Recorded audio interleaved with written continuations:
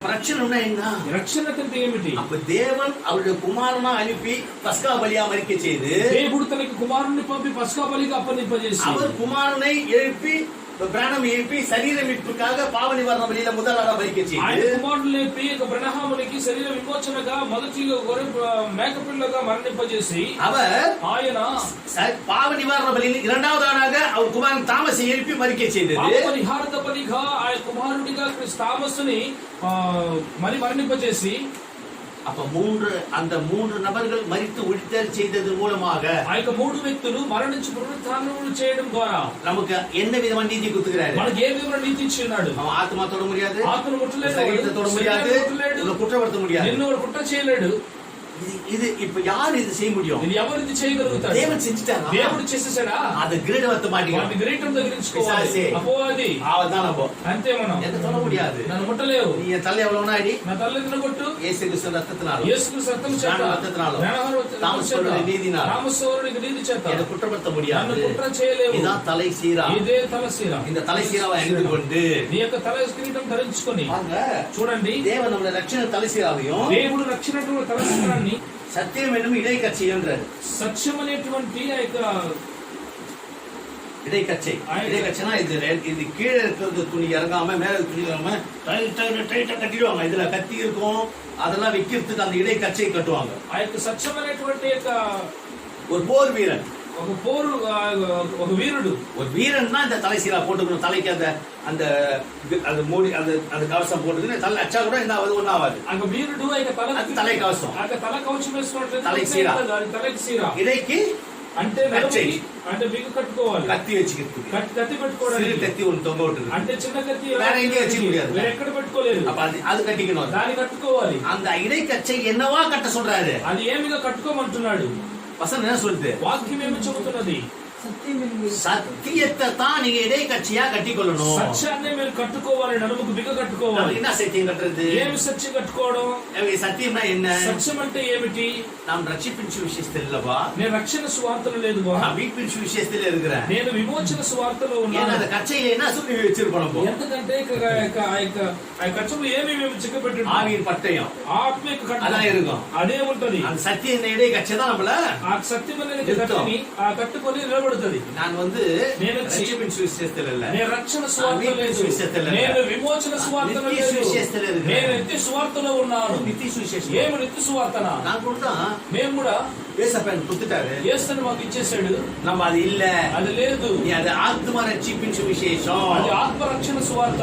அதுக்கு தாண்டி இன்னும் பல காரியம் தேவன் வைத்திருக்கிறாரு. దాంట్లో అనేక కార్యాలు దేవుడు ఇచ్చి ఉన్నాడు. அவனுக்கு சொல்றதுக்கு இல்ல, అని వాడికి చెప్పడానికి కాదు, அது நான் உணர்ந்து கொள்றோம். அதை గ్రహించుకుంటున్నాం కదా. அப்போ ரட்சிப்பின் சுவிசேஷம் என்பது இயேசு கிறிஸ்து நாமத்திலும், రక్షణ సువార్త అనేది యేసుక్రీస్తు నామములోను, மீட்பின் சுவிசேஷம் கிறிஸ்து நாமத்திலும், అంటే విమోచన సువార్త అనేది కృష్ణ నామములోను, தாமஸ் நாமத்தில் என்ன சுவிசேஷம் வந்து తామసు నామములో ఏ సువార్త వస్తున్నది? నిత్య సువార్త. இந்த இடைக்கட்சியா கட்டி நின்னீங்கன்னா, దాని యొక్క గట్టిగా మనం కట్టుకు నిలబడినట్లయితే எல்லா வித ஆய்வு பட்டயம் அதுல நிக்கும் தெரியுமா? ఏ విధమైన ఆత్మ కట్టుకం పట్ల உலகத்தில் இதுவரைக்கும் எவங்கிட்ட இல்லாத பட்டயம் நமக்கு நிக்கும். లోకంలో ఎవరికి లేనటువంటి కట్టుకం మన మీద నిలబడుతుంది. அந்த சத்தியத்தை கட்டிங்க, ఆ సత్యాన్ని కట్టుకోండి. இடைக்கட்சியா అంటే గట్టిగా நீதி என்னும் மால் கவசத்தை, నీతి అనేటువంటి రొమ్ము కవచాన్ని, நான் குறை உள்ளவன் தான், నేను కొరత కలిగిన వాడిని, நான் உழுவேன், నేను ஏன் அறிக்கை செய்வேன், నేను లేచు நான் உழுதுருவேன், ஏன் அறிக்கை செய்வேன், என் நீதியில நிக்கல, నాకు నీతితో నిలబడలేదు, நான் என் நீதியில் நிக்கல, నేను నాకు నీతిలో నిలబడలేదు. யார் நீதியில நிக்கிறோம்? ఎవరి నీతిలో నిలబడుతున్నావు? தேவனுடைய நீதியில. దేవునికి నీతి చేత. எனக்காக தேவன் என்ன செஞ்சுக்கிறாரு? నా కొరకు దేవుడు ఏమి చేసి அதான் நானு. అదే నేను. என் நீதியை சொல்லாத, నాకు నీతి நான் చెప్పకండి. குற்ற உள்ளவன் தான், నేను కొరత కలిగినటువంటి వాడిని. ஆனா అయినా எனக்காக 3 முறை மரித்து உயிர்த்தெழுந்திருக்கிறாரு. నా కొరకు 3 సార్లు మరణించి పునరుత్థానం அந்த చేశాడు. நீதி, ఆ నీతి அதான் எனக்குரியது, అదే నాకు చెందినది. நான் அதுல நிக்கிறேன், அவர் నిలబడతారు. அதான் மார்க்கவசம். అదే రొమ్ము కవచం. யாராவது குத்த சொல்லுங்க, ఎవరైనా కుర్చీని உள்ள இறங்காது, లోపల దిగదు. நம்ப அடிக்க சொல்லுங்க, అంటే இறங்காது. ஏன்? ఎందుకు?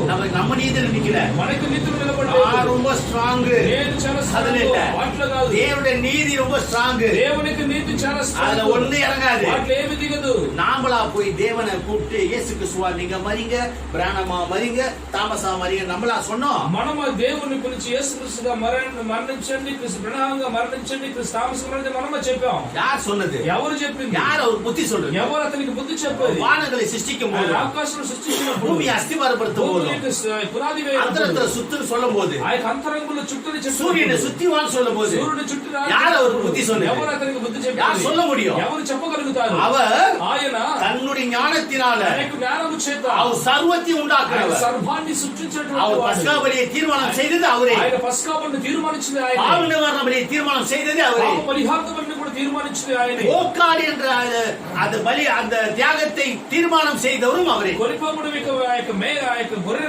మేకనటువంటి ఆ యొక్క త్యాగాన్ని తీర్మానించింది ఆయనే. பஸ்கா பலிக்கு யாரு? పస్కా బలికి ఎవరు? பாவ நிவாரண பலியில 2 ஆடு யார் யாரு? పాప పరిహార బలిలో 2 మేకలు ఎవరు? எல்லாவற்றையும் అన్నిటినీ కూడా உலகம் தோன்றுவதற்கு முன்பாகவே, జగత్పునాది వేయబడక మునిపే, அவர் தன்னைத்தானே சிருஷ்டித்துக் கொள்வதற்கு முன்பாகவே ఆయన తన్ను తాను సృష్టిక మునిపే தீர்மானம் செய்யப்பட்டு விட்டது. తీర్మానం చేయబడినది. அதை நிறைவேற்றி వాటిని నెరవేర్చి காட்சிக்கு கொடுக்கிறார். దర్శకుడికి ఇస్తూ ஏற்றுக்கொள்ளவோ ஏற்றுக்கொள்ளலாம், అంగీకరించినటువంటి వారు வேணா అంగీకరించవచ్చు, நிராகரிக்கலாம். వద్దనటువంటి వారు ఉండొచ్చు. அது உங்க சுயாதீனம். అది స్వతంత్రత. ஆனா தேவனுடைய நீதின்னு ஒண்ணு இருக்குல்ல, దేవునికి నీతిని ఉంటున్నది அதுல కదా. இருந்து நீங்க வெளியே போயிடுவீங்க. వాటిలో నుంచి మీరు బయటికి వెళ్ళిపోతారు. நாம் మనము எவ்வளவு அறிவாளியா இருந்தாலும், ఎంత జ్ఞానిగా நாம் ఉన్నప్పుడు, మనము எவ்வளவு மடையன்களாக இருந்தாலும் ఎంత వెర్రివాళ్ళుగా ఉన్నప్పుడు ஒண்ணு மட்டும் செய்யணும். ఒకటి మాత్రం చేయాలి. வேதாகமத்தில் இருக்கா? పరిశుద్ధ గ్రంథంలో ఉన్నదా? நிறைவேற்றிட்டாரா? నెరవేర్చేశాడా? இந்த மணி நேரத்துல ఈ நிறைவேறிச்சா? గంట సమయంలో నెరవేరినదా? சோதித்து பார்த்து, పరిశోధన చేసి, ஆமா இல்ல, అవును కదా, அப்படியே அடிபதிக்கணும். అలాగనే ఏற்றுకొనడం. మనం అంగీకరించుకోవాలి. இரண்டாவது నెరవేర్చా?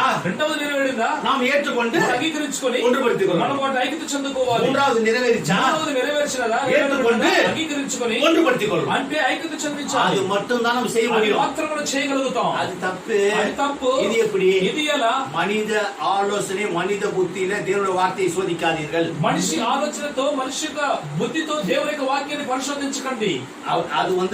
அது எட்டாது. అది అందదు. அதை நீங்கள் யாரும் அறிந்து கொள்ள முடியாது. మీరు ఎవరు కూడా అర్థం చేసుకోలేరు. அதை புரிஞ்சுக்க மாட்டீங்கன்ற அந்த தேவனுக்கு தெரியுமே. మీరు అర్థం చేసుకోవాలని దేవునికి తెలిసే. யாரும் புரிஞ்சுக்க மாட்டேங்க தெரியுமே. ఎవరు కూడా అర్థం చేసుకోవాలని దేవునికి తెలిసే. அதனால நிழலா எழுதி வைக்கிறாரு. అందుకు కదా నీడగా రాశాడు. எதுக்கு போக்காட்டுல 2 பாவனி வரும்போது 2 ஆடியா வைக்கிறாரு? ఎందుకు పాప పరిహారతలు 2 మేకలు ఉంచాడు? நீங்க ஏற்றுக்க மாட்டீங்க. అంగీకరించుకోరు. அதனால అందు నిమిత్తము பாவ நிவாரண பலிக்கென்று పాప పరిహారత బలికని 2 ஆடு, 2 మేకలు, 2 ஆடு செத்தா பாவ நிவாரண பலி. 2 మేకలు మరణించినట్లయితే పాప పరిహారత బలి. ஒன்னு செத்து ఒకటి మరణించి அதுவே பாவ நிவாரண பலி முடிஞ்சிச்சு. అదే పాప పరిహారత బలి ముగింపబడింది. தப்பாயிடும். తప్పైపోతుంది. 2 மரிக்கணும். 2 మరణించాలి. பஸ்கா பலி 1. పస్కా బలి 1. 3 ஆடு மரிச்சா 3 గొర్రె మేకలు మరణించినట్లయితే முழுமை அடையுது. అంటే పూర్తి தேவனுடைய అవుతుంది. நீதி முழுமை அடையுது. దేవుని యొక్క నీతి పూర్తి అవుతుంది. பாருங்க, చూడండి, இது தேவன் தீர்மானம் செய்து, దేవుడు తీర్మానించి, சிந்தித்து, ఆలోచించి, தீர்மானம் செய்து முடித்து, అంటే యోచించి తీర్మానం చేసి அதை நிறைவேற்றுவதற்கு దాన్ని నెరవేర్చడానికి ஒரு கூட்ட மக்கள் ఒక గుంపు జనులు அவங்களுக்கு சொல்லி, వారికి చెప్పి, நீ இதை கடைபிடிக்க சொல்லு, వెంబడించు, அவங்களை கடைபிடிக்க வச்சு, దాన్ని వెంబడింపజేసి, அதுல వాటిలో ஒரு కాలகட்டம் வந்தோடனே ఒక కాలఘట్టం వచ్చిన వెంటనే நீங்க கடைபிடிச்சினே வந்தீங்கள, నీవు వెంబడిస్తున్న పస్కా బలి. పస్కా బలి அவர் இவர்தான் பா, ఆయనేనేబా இயேசு கிறிஸ்து. యేసుక్రీస్తు நிஜத்துல நிறைவேற்ற నిజమును నెరవేరుస్తున్నాడు. அதை ఏற்றுకొள்ள దాన్ని అంగీకరించుకొన அந்த பழைய ஏற்பாடை கடைபிடித்துக் கொண்டு வந்தவங்க ఆ యొక్క పాత నిబంధనను వెంబడిస్తున్నటువంటి వారు அதை ஏற்றுக்கொள்ள மனம் இல்ல, అలా అంగీకరించుకున్న మనసు లేదు. அவங்களை விட்டுட்டு వదిలిపెట్టి புரியாதி வர అన్ని జాతులకు వస్తున్నాడు. அந்த முதல் நீதியை நிறைவேற்றினதை ஏற்றுக்கொண்டதை போல మొదటి నీతిని అంగీకరించుకునే విధముగా இரண்டாவது நீதி రెండవ பாவ నీతి, நிவாரண பலி. పాప పరిహార அதுல బలి. 2 ஆடு, వాటిలో 2 మేకలు ஒரு காலத்தில் நிறைவேற்றி முடிச்சிடுற. ఒక్కొక్క కాలఘట్టంలో నెరవేర్చి இந்த ముగించేస్తున్నాడు. 3 நீதியும் ఈ 3 నీతులను சபைக்கு வெளிப்படுத்துறார். సంఘానికి బయలుపరుస్తున్నాడు. யாரும் இதை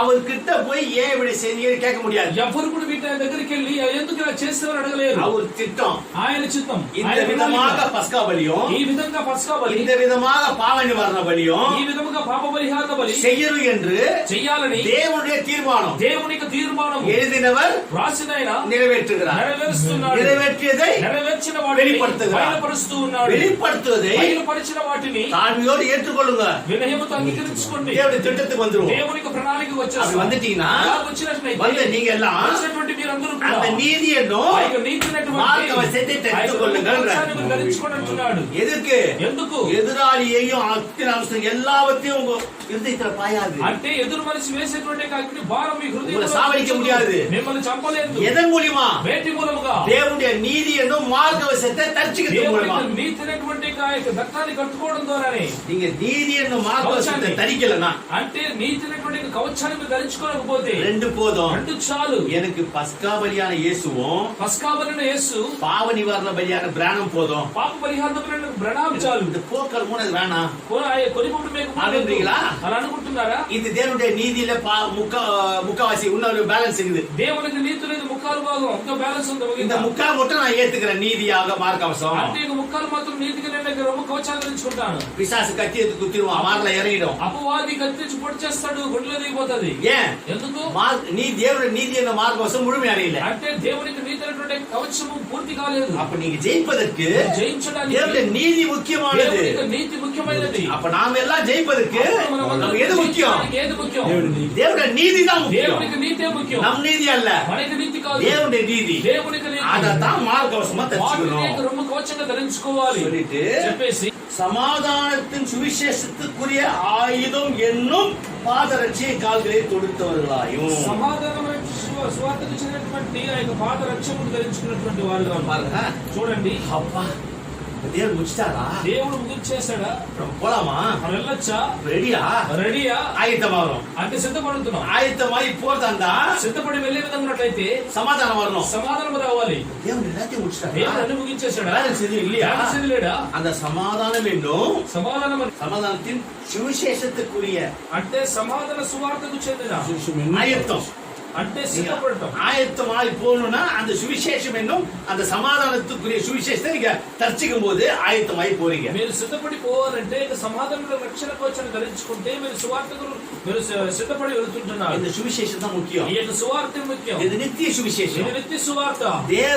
దేవుడు நித்தியமானவர், నిత్యమైనటువంటి వాడు. அங்க இருந்து ఆయన అక్కడి నుండి என்றெடுக்கு நித்தியமானவராகவே இருப்பார். అంటే ఎప్పుడు కూడా నిత్యమైనటువంటి వాడుగానే ఉంటాడు. எப்பவுமே தேவன் நித்தியத்திலிருந்து நித்தியத்துக்கு தான் போறாரு. ఎప్పుడు కూడా దేవుడు నిత్యం నుండి నిత్యానికి వెళ్తూ ఉన్నాడు. எட்டர்னல் இருந்து தேவன் நேரா எட்டர்னல் தான் போகணும். ఈ అంటే నిత్యముల నుండి దేవుడు నిత్యములకే వెళ్ళాలి.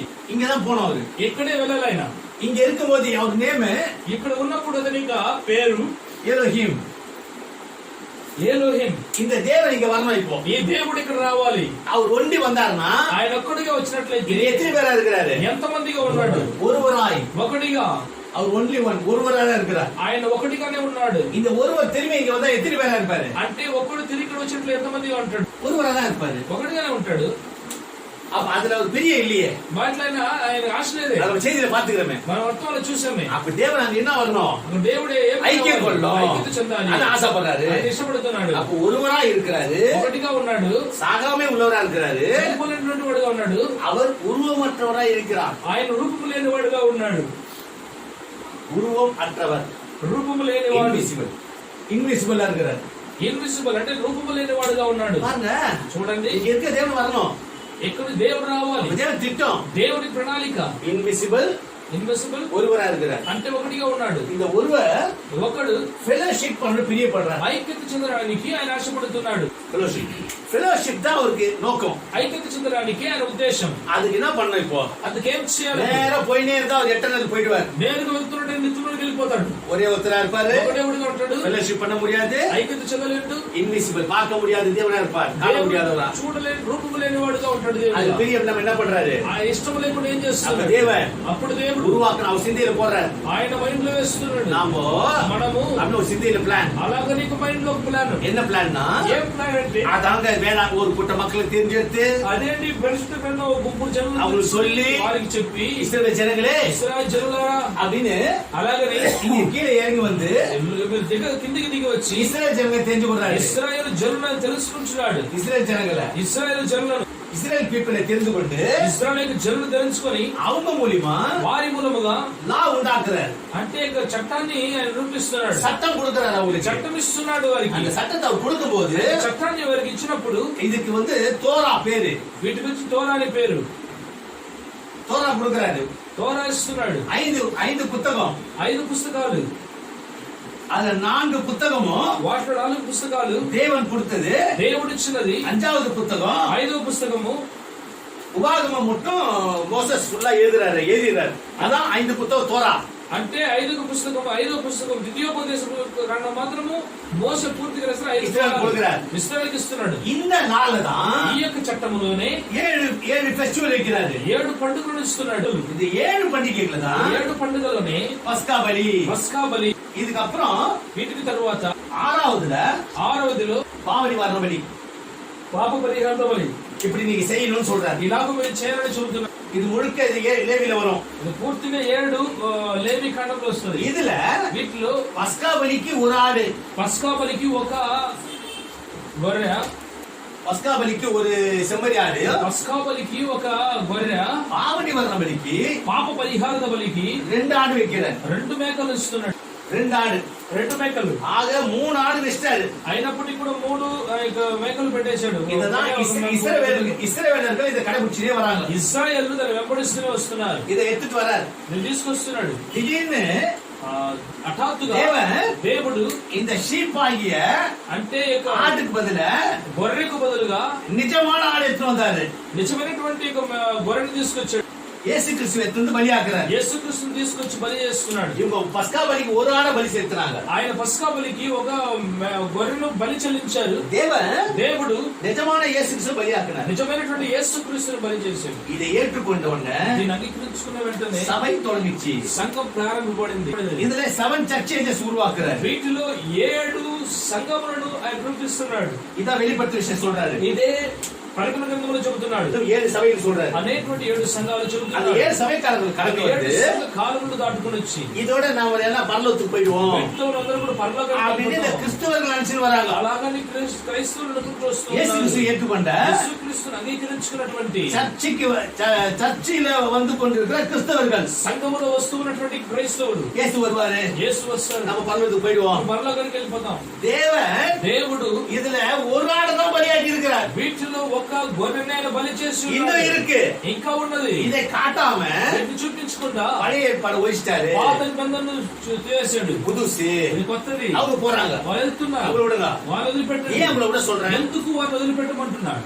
இங்க வேதம் என்ன சொல்லுதுன்னா, గ్రంథం ఏమి చెబుతున్నదంటే நீதி என்னும் మార్గవసத்தை நீ அணிஞ்சுக்கோ, నీతినటువంటి కవచాలను ధరించుకో, நீ சுவிசேஷம் என்னும் சமாதானமான பாதம் చెప్పుకో. సువార్త అనేటువంటి సమాధానటువంటి కవచాలు எதுக்கு இதெல்லாம்?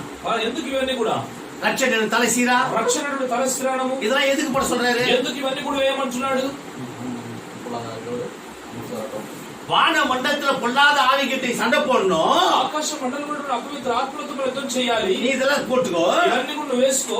தீங்கு நாளிலே ఆపదినమందు அவர்களை எதிர்த்து நிக்க, వారిని ఎదురు నిలబడడానికి. கிறிஸ்தவர்கள் வரும்போது தீங்கு நாள் அல்ல. క్రైస్తవులు వచ్చినప్పుడు ఆపదినములు. ஏன் தீங்கு நாள் இல்ல? ఎందుకు ఆపదినములు లేవు? என்ன சொல்றாரு? ఆయన ఏం చెబుతున్నాడు? ఆయన கர்த்தருடைய பெரிதும் பயங்கரமான நாள் வருவதற்கு முன்னே ప్రభు యొక్క మహా భయంకరమైన దినం రాక మునుపు எலியா அனுப்புவேன் வாக்கு கொடுக்கிறேன். పంపిస్తాను. எலியா வந்த பிறகு వచ్చిన తర్వాత கர்த்தர் பெரிதும் பயங்கரமான நாள், ప్రభు యొక్క మహాదినమైన மப்பும் மந்தாரமான நாள், ఆ యొక్క అంధకారము మందరమైన దినము, இருளும் அந்தகாரமான நாள். మహా అంధకారము దినము. அந்த நாள்ல ఆ యొక్క రోజుల్లో பூமியின் குடிகள் தத்தளிப்பார்கள்.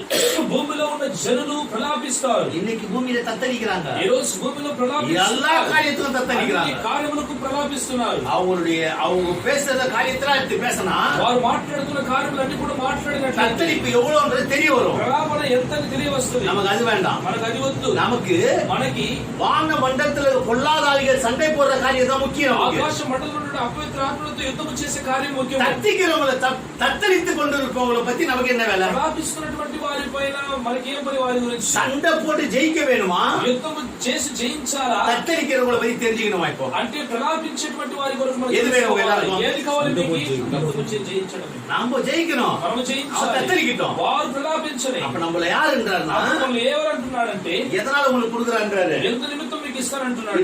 వీటిని அந்த 10வது வருஷத்துல கடைசியாக என் சகோதரரே, ఆయన సహోదరుడా, கர்த்தரிலும் அவருடைய சத்துவத்திலும் வல்லமையிலும் பலப்படுங்கள். ప్రభువులోను ఆయన యొక్క శక్తిలోను మీరు బలపడండి మహిమతోను. எதுக்காக பலப்படணும்? ఎందుకు బలపడాలి? ஏன்னா ఎందుకంటే யார் தெரியுமா? మీరు ఎవరు తెలుసా? పిల్లలారా, எங்க வந்தீங்கன்னா మీరు ఎక్కడి నుంచి వచ్చారు? మీరు ఎక్కడికి వెళ్ళాలి? அதுக்கு எப்படி மாறணும்னா, ఎలా మారాలంటే சண்டை எங்க இருக்கு, யுத்தம் అక్కడ ఉంది. என்ன தரிச்சிக்கணும் தெரியுமா? ఏమి ధరించుకోవాలి తెలుసా? தீங்கு நாளில అపదినమందు நீ தரிச்சிக்க வேண்டியது அப்போ నువ్వు ధరించుకోవాల్సిన அப்ப சண்டை போட முடியும். యుద్ధం చేయగలుగుతావు అప్పుడే. అప్పుడు இந்த இடத்துல ఈ యొక్క స్థలంలో சண்டை போட ரெடி, యుద్ధం చేయడానికి రెడీ. இவங்க ரெடி ஆக முடியாது. వాళ్ళు రెడీ కాలేరు. ஏன் ரெடி ஆக முடியாது? ఎందుకు వాళ్ళు రెడీ కాలేరు? அதாவது தேவனுடைய நீதி முழுமை அடையல. అదేమనగా దేవుని యొక్క నీతి పూర్తి కాలేదు. கர்த்தருடைய ప్రభు యొక్క அந்த தீங்கு நாள் வரல. ఆపద్దినం రాలేదు. தீங்கு நாள் இது எப்போ வரும்? ఆపద్దినం ఎప్పుడు వస్తుంది? எப்படி வரும்னா, ఎలా వస్తుందంటే మొదటిగా தேவன் ஆதாமை உண்டாக்கும் போது, దేవుడు ఆదామును సృష్టించినప్పుడు இங்க இருந்து ఇక్కడ నుండి இந்த ஜீசஸ் கிறிஸ்து வர வரைக்கும் యేసుక్రీస్తు వచ్చేంత వరకు 4000 ఇయర్స్ ఆయిச்சு. 4000 సంవత్సరాలైనది. இப்ப 4000 வருஷம். 4000 సంవత్సరాలు. நோவா வரைக்கும், నోవాహు వరకు 2000 ఇయర్స్. 2000 సంవత్సరాలు. இங்க இருந்து ఇక్కడి నుండి இது வரைக்கும் 2000 ఇయర్స్. ఎంత వరకు 2000 సంవత్సరాలు. மொத்தம் 4000 வருஷம். మొత్తం 4000 సంవత్సరాలు. ఇప్పుడు கர்த்தர் வந்து ప్రభు వచ్చి 6 நாளை மனிதர் கொடுக்கிறார். 6 రోజులు మనిషికి ఇస్తున్నాడు. 7ஆம் நாள் ஓய்ந்து இருக்கிறார். 7వ రోజున విశ్రమిస్తున్నాడు. ఒకటి. అప్పుడు ஒரு நாள் என்பது 1000 வருஷம் போல. ఒక్క రోజు అనేది 1000 రోజులుగా. அப்ப 4 நாள் என்பது 4 రోజులు అన్నది 4 நாள். 4000 வருஷம் என்பது 4 நாள் ஆயிடுச்சு. 4000 సంవత్సరాలు అన్నది 4 రోజులు అవుతున్నది. பழைய ஏற்பாடு வரைக்கும், పాత నిబంధన వరకు. இயேசு கிறிஸ்து வந்ததுல இருந்து, యేసుక్రీస్తు వచ్చినప్పటి నుండి இந்த 7 சபை காலங்கள் வரைக்கும், ఈ 7 సంఘ కాలముల వరకు 2000 வருஷம் வருது. 2000 సంవత్సరాలు వస్తున్నాయి. 2000 ఇయర్స్. 2000 సంవత్సరాలు. இது ஒரு 2 நாள். ఇది ఒక 2 రోజులు. இது ஒரு 2 நாள். ఇది ఒక 2 రోజులు. அப்ப 4 2 6 நாள் ஆயிடுச்சு. 6 రోజులు అయిపోయినది. இந்த 2000 வருஷம் என்பது 2000 సంవత్సరాలు 6 நாள் முடிஞ்சு 6 రోజులు ముగింపబడి, இப்ப நாம் எதுல ఎంటర్ ஆயிட்டோம்? మన వేట్లో మనం ఎంటర్ అయిపోయాం. 7வது நாள், 7వ రోజు. 7வது நாள் உள்ள ఎంటర్ ஆயிட்டோம். 7వ రోజు లోపలికి మనం ఎంటర్ అయిపోయాం. இந்த 7வது நாள் என்பது ఈ యొక్క 7వ రోజు అన్నది ஒரு நாள். அதான் 1000 வருஷம் ஆச்சு. ఒక్క రోజు. అదే 1000 ఏళ్ల పరిపాలన. இதுல ఎంటర్ ஆயிட்டோம். దాని లోపల మనం ఎంటర్ అయిపోయాం. இப்ப இது வரைக்கும் ఇంతవరకు 2010 2020 வரைக்கும் வந்திருக்கிறோம். 2020 వరకు వచ్చినామండి. இங்க வந்துட்டோம். நம்ம இப்போ ఇక్కడ వచ్చేసాం. ఇప్పుడు మనం பாருங்க, చూడండి, 2020 వரைக்கும் வந்தாச்சு. 2020 వరకు వచ్చేసినది. దేవుడు இந்த பஸ்கா பலி இயேசு கிறிஸ்து மாத்திரம் இல்லாமல், ఈ పస్కా బలి యేసుక్రీస్తు మాత్రం కాకుండా, இந்த 6000 வருஷம் இந்த முடிவுல, ఈ 6000 సంవత్సరాల ముగింపులో, 2000 வருஷத்துக்கு முன்னாடி 2000 సంవత్సరాలకు ముందు இந்த பாவ நிவாரண பலி ஆகிய இந்த கோட் எடுத்துட்டு வந்து, పాప పరిహార బలి అయినటువంటి ఆ యొక్క మేకను తీసుకొచ్చి கிறிஸ்து பிராணம் எடுத்துட்டு வராரு. క్రీస్తు బ్రహ్మను తీసుకొస్తున్నాడు. அவரை கிறிஸ்துவாக்கி, ఆయన క్రీస్తు చేసి அவரை பலியாக்குறாரு. ఆయన బలి చేస్తున్నాడు. கிறிஸ்து பிராணம் இங்க பலியாகுறார். ఆయన క్రీస్తు బ్రహ్మ అక్కడ బలి అవుతున్నాడు. பாவ நிவாரண பலியில పాప పరిహార బలిలో முதலாவது பலியாயிடுச்சு. మొదటి మేక బలి అయిపోయినది. இவரை ఈయనను இன்னொரு ஆளை கொண்டு வந்து ఇంకొక మేకను తీసుకొచ్చి இந்த 2000 வருஷத்தையும் தாண்டி, ఈ 2000 సంవత్సరాలు దాటి, 6000 வருஷத்தை தாண்டி, 6000 సంవత్సరాలు దాటి, இந்த 7000 வருஷத்துல ఈ 7000 సంవత్సరాలు 7வது நாள்ல 7వ రోజులో 6000 அதாவது 2009 இங்க டேட் வருஷம் 2009 అని పెట్టుకోండి. 2009 என்பது 2009 అన్నది 7ஆம் நாளின் தொடக்கம். 7వ రోజు ప్రారంభం. 6000 வருஷமும் 6000 సంవత్సరాలు 9 வருஷம் வந்துச்சு. 9 సంవత్సరాలు వచ్చేసినది. ஆதாமிலிருந்து 6000 வருஷத்துக்கு பிறகு, ఆదాముల నుండి 6000 సంవత్సరాల తరువాత 7வது நாளின் தொடக்கத்துல 7వ రోజు ప్రారంభంలో 9 வருஷம் வந்துச்சு. 9 సంవత్సరాలు వచ్చేసింది. அப்போ இந்த தாமஸ் பிரதர் இங்க தாமஸ் பிரதர் கொண்டு வராரு. అప్పుడు ఇక్కడ థామస్ సహోదరుడు తీసుకొస్తున్నాడు. அவரை போக்காராக, ఆయన కొనిపబడి మేకగా அவர் பலியாக்குறாரு. ఆయన బలి చేస్తున్నాడు. ఇక్కడ இங்க கிறிஸ்து பிரானம் பலி, ఇక్కడ క్రీస్తు బ్రహ్మ బలి. இது மூணு நிறைவேறி முடிஞ்சதை நாம் பார்க்கிறோம். ఈ మూడు నెరవేర్చి ముగింపబడ్డదాన్ని మనం చూస్తున్నాం. அந்த காலகட்டத்தை பார்க்கிறோம். ఆ యొక్క కాలఘట్టంలో మనం చూస్తున్నాం. இதனால நமக்கு என்ன கிடைச்சது? వీటిలో మనకి ఏమి దొరికినది? சுவிசேஷம் வரணும். இப்போ సువార్త రావాలి. ఇప్పుడు ஏன்னா ఎందుకంటే சமாதானம் என்னும் பாதரட்சிங்க தெரிஞ்சுக்கணும். సమాధానం అనేటువంటి ఒక పాద రక్షణ நீதியை மார்க்கவசத்தை போட்டுக்கணும். నీతిని రొమ్ము కవచాన్ని ధరించుకోవాలి. எதுக்கு? ఎందుకు? அந்த காலத்துல உள்ள ఆ యొక్క అంధకారంలో வான மண்டலத்தில் உள்ள ఆకాశ మండలంలో பொல்லாத ஆவிகள் சேனைகளோட పవిత్ర ఆత్మల சண்டை போடணும். యుద్ధం చేయాలి. எதை வச்சு சண்டை போடணுமா? యుద్ధం చేయాలి. இந்த நீதியை வச்சுதான். ఈ యొక్క నీతిని ఉంచుకొని. அப்ப ஏன் இந்த நீதியை சொன்னா பயப்படுறான்? ఎందుకు ఇక నీతిని చెప్తూ వాడు భయపడతాడు? ஏன் பயப்படுறான்? ఎందుకు భయపడతాడు? ஏன் தோத்துருவான்றாரு? ఎందుకు వాడు అపజయం పొందాడు?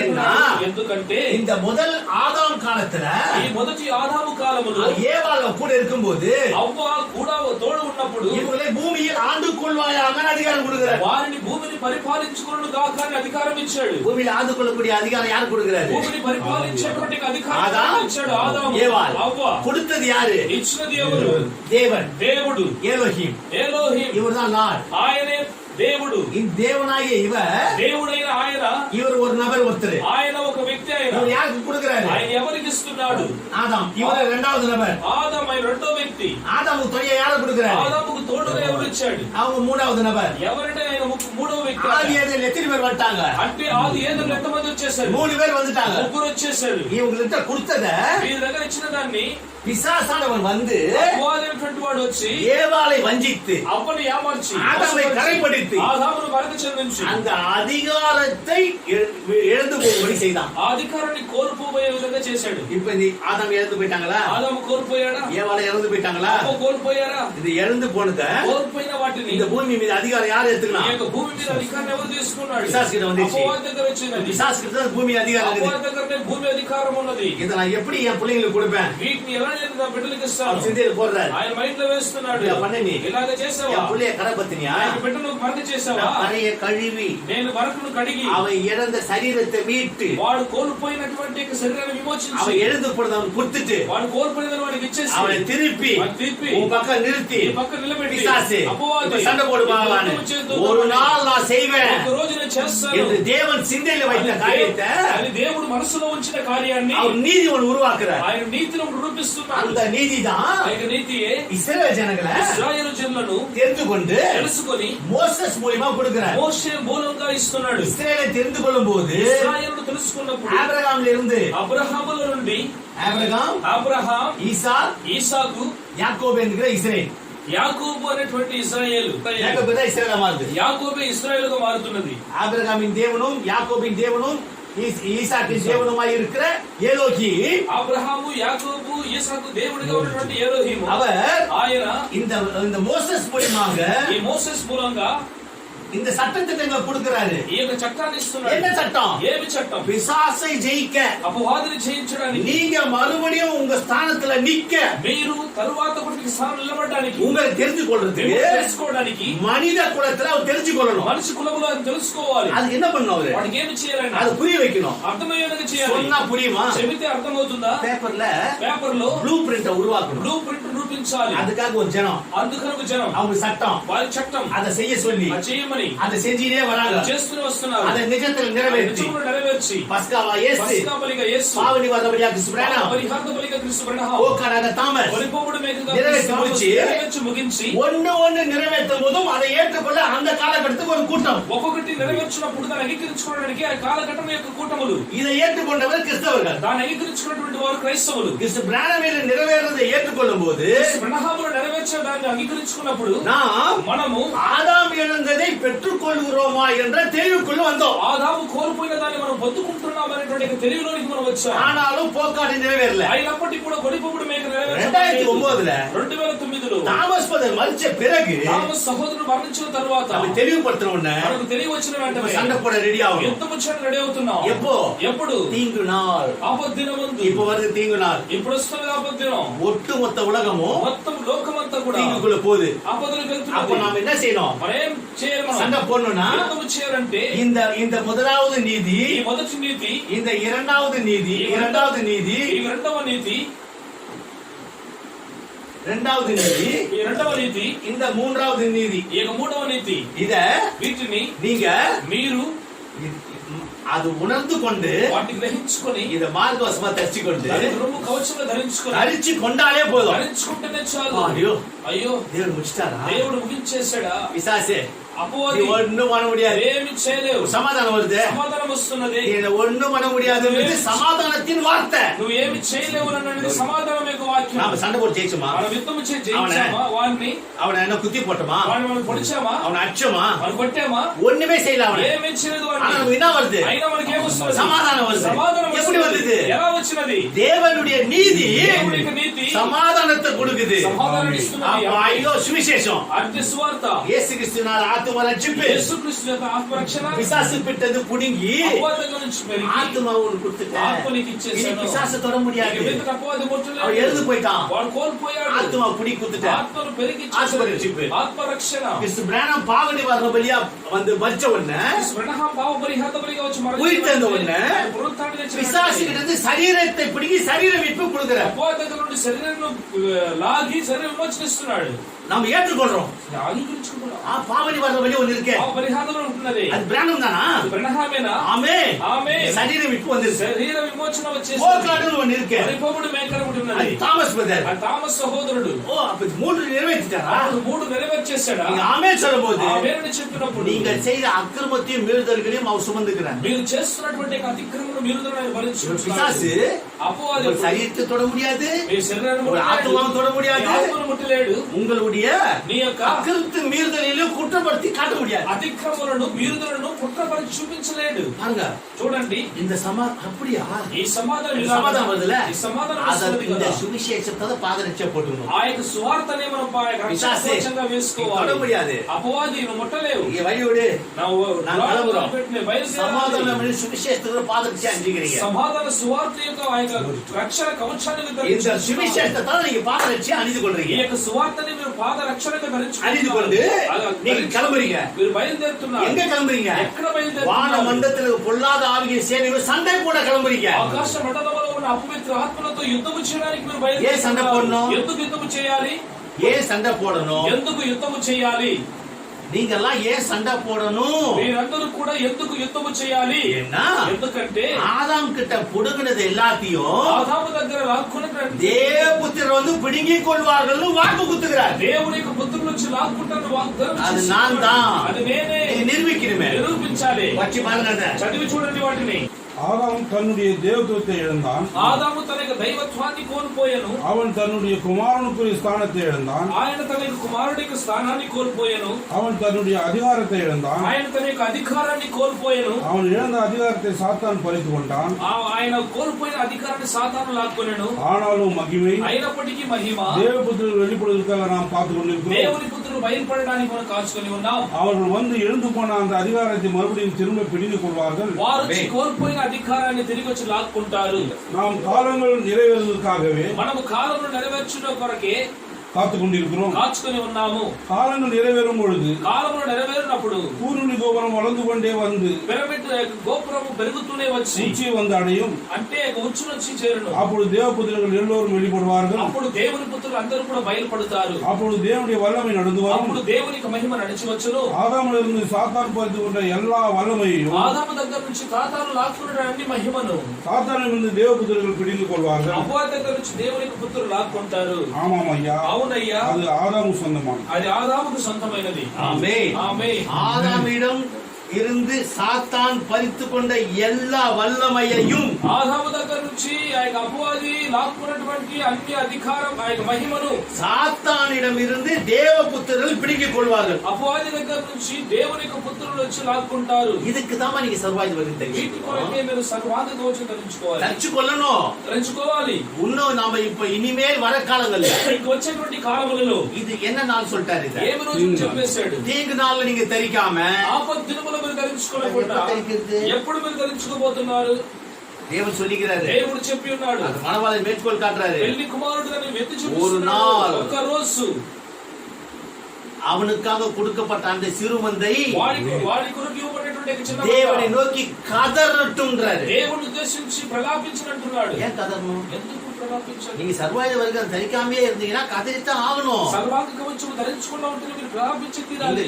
நீங்க தரிச்சு கொள்ளுங்க. ధరించుకోండి. మీరు தரிச்சு கொண்டு ధరించుకొని நீங்க காத்திருங்க. కాచునండి. நீங்க காத்திருக்கும் போது ஈரம் உலர்த்தப்பட்டு అంటే తేమ గాయపడి சர்வாயுத வர்க்கத்தோட సర్వాంగ కవచంతో எல்லா காரியத்திலும் பிசாசை ஜெயம் கொண்டுனே இருங்க. అన్ని కార్యములను అపవాదిని జయిస్తూనే ఉండండి. அந்த நிலையில ఆ యొక్క స్థితిలో போராட்டங்கள் வரும். పోరాటములు వస్తాయి. அப்ப தேசிய பலப்பரீட்சை வருவதை காண்பீர்கள். అప్పుడు దేశ బల పరీక్ష రావడం చూసి தேவன் காட்சிக்கு வருவார். దేవుడు దృష్టిలోకి వస్తాడు. அப்ப நாம என்ன செய்ய வேண்டியதா మనం ఏమి చేయాలి? சர்வாயுத வர்க்கம் தரிச்சு கொண்டு సర్వాంగ కవచాన్ని ధరించుకొని நாம் போராடுறதுக்கு పోరాడడానికి இதுவே அந்த நேரம். ఇదే ఆ సమయం. அங்க எதுக்குதுல రాసింది వేయబడింది కదా.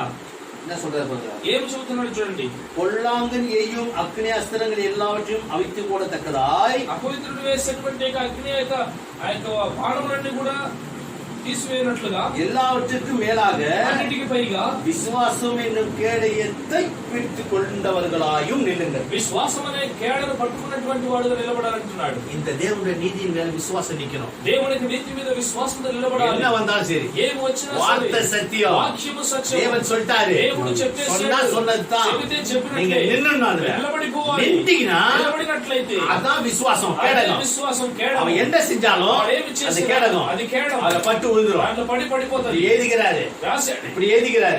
இப்படி ஏதிக்கிறாரு. రాశాడు. எனக்காக 3 பலியும் 3 முறை மரித்து உயிர்த்தெழுந்தார் என்று ஏதிக்குது. నా కొరకు 3 సార్లు బలి పునరుత్థానం లేచడం రాయబడినది.